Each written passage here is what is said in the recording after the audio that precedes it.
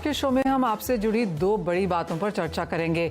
हमने देखा है कि यहाँ पर भावों में बढ़त देखने को मिली है। जहाँ तक तुअर के प्राइसेस हैं वहाँ पर चिंताएं बनती रही हैं और बाजार ने यहाँ पर इसके अलावा बफर स्टॉक से सप्लाई जो सरकार करने वाली है उसके ऊपर भी बात करेंगे। हमारे साथ असीम यहाँ पर जुड़ चुके हैं। असीम, सबसे पहले आपसे ही जानना चाहेंगे क्या फिलहाल यहाँ पर बाजार देख रहा है, क्या कुछ एक्सपेक्टेशंस हैं?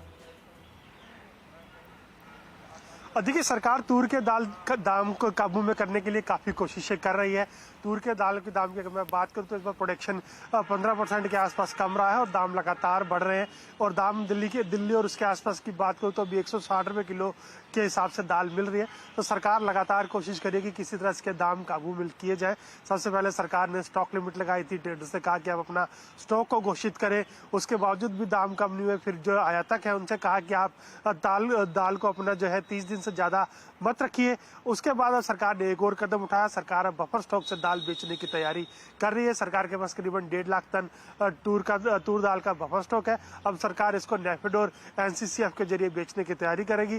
जब सूत्रों के हवाले से जानकारी मिल रही है, इसी हफ्ते टेंडर जारी किया जाएगा और ये अनमिल्ड दाल होगी जो कि मिलर्स को बेची जाएगी। तो इसके दाल के दाम करीबन 95 से 100 रुपए के आसपास रह सकते हैं। सरकार की यही कोशिश है कि मिल करने के बाद जो ग्राहक है उनको ये दाल सस्ती दामों पर उपलब्ध हो सके। तो ये सरकार सारी कोशिशें कर रही है ताकि उपभोक्ता को तूर दाल के लिए ज्यादा दाम ना चुकाने पड़े। और भी कदम आप सरकार की तरफ से आते हुए देख सकते हैं। एब्सोल्युटली असीम, आपने वो एक लंबी लिस्ट यहाँ पर सुनाई कि सरकार यहाँ पर क्या क्या कर चुकी है, लेकिन उसका बहुत ज्यादा असर अब तक तो भावों में आता हुआ नजर नहीं आया। लेकिन अब जो सरकार ने एजेंसीज को यहाँ पर आदेश दिए हैं, चाहे वो नेफेड है या एनसीसीएफ है, कि वो यहाँ पर खुले बाजार में दाल बेचें, तो उसका कितना असर रह सकता है? हमारे साथ agri commodity broker Satish Upadhyay दलाल हैं। सतीश जी नमस्कार, कैसे देखते हैं ये स्टेप और कितना इम्पैक्ट देखते हैं भावों पर?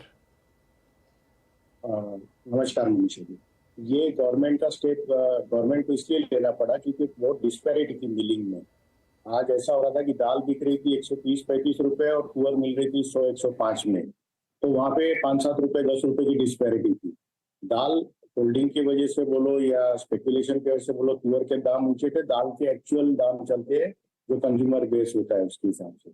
तो कई मिलें बंद पड़ रही थी। कई मिलों की शिकायत थी कंज्यूमर मिनिस्ट्री को कि हमको दाल नीचे दाम में नहीं मिल रही है, तो हम तुअर दाल का प्रोडक्शन नहीं कर पा रहे हैं, हमें नुकसान हो रहा है।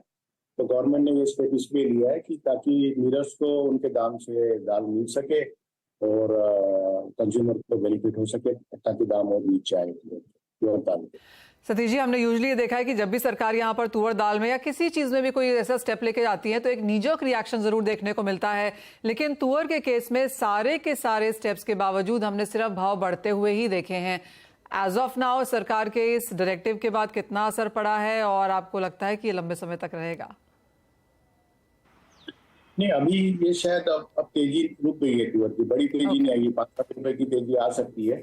उसको 3 रीजन है। एक रीजन तो ये है कि आधा टाइम अपना कवर हो चुका है। दूसरा, अब बारिशें भी अच्छी हो रही है। तीसरा, ईस्ट अफ्रीका की तुअर की शिपमेंट नेक्स्ट मंथ से स्टार्ट हो जाएगी। और चौथा, बर्मा के पास अभी भी 75-80 हजार टन तुअर है जो आ रही है। नेक्स्ट मंथ में जुलाई में सिर्फ 1000 कंटेनर तुअर आ जाएगी।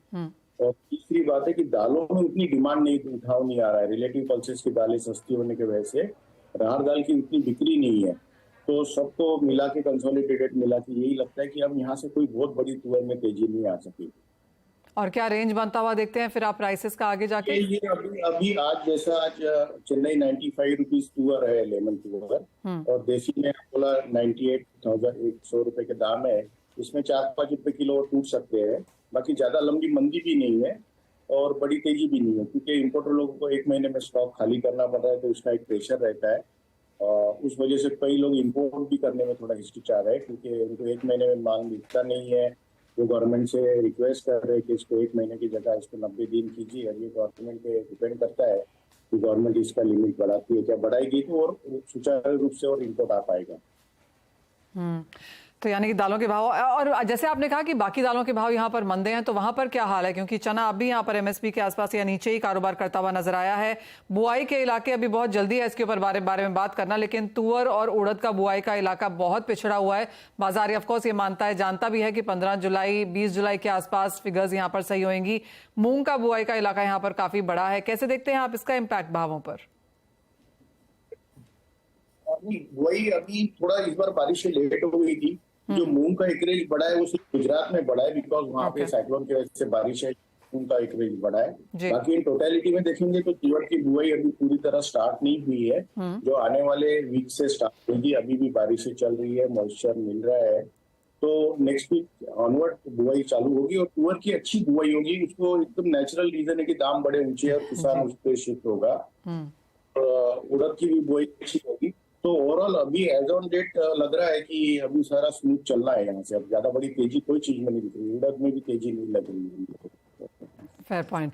ओके, जो दालों में जो तेजी आनी थी वो आ चुकी है। बुआई के इलाके ऑफ कोर्स जिस तरह से अभी दिखाते हैं, जहां पर उड़द की बुआई 30% तो तुअर की बुआई पिछले साल से 60% कम है।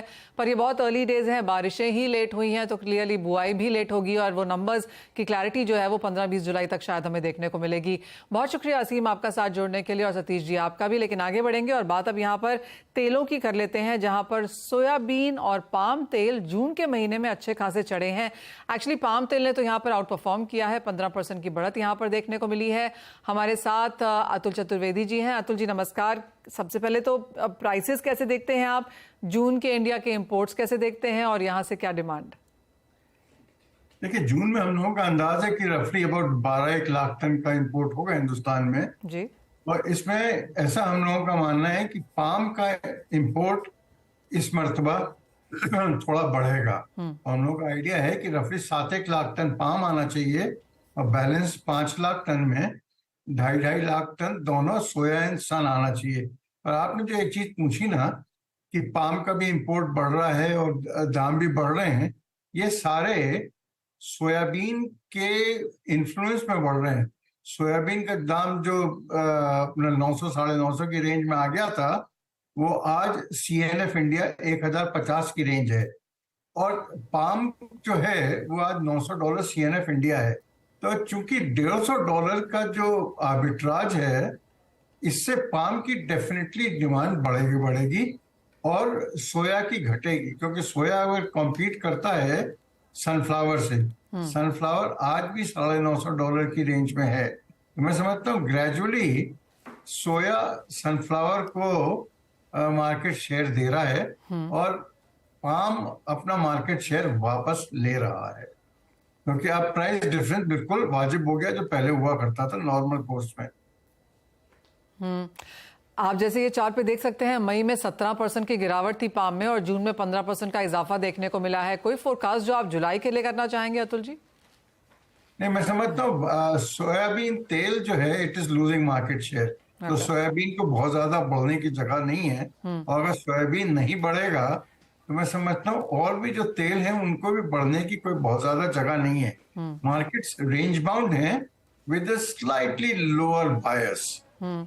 एक बात अच्छी है कि जुलाई आने से थोड़ी डिमांड और सुधरती है। डिमांड वैसे भी बाजार नीचे धोने से सुधरी हुई है और फेस्टिवल सीजन चालू होगा तो थोड़ी बहुत डिमांड में और इजाफा होगा, बट कोई बाजार भाग जाए ऐसा नहीं दिखाई देता।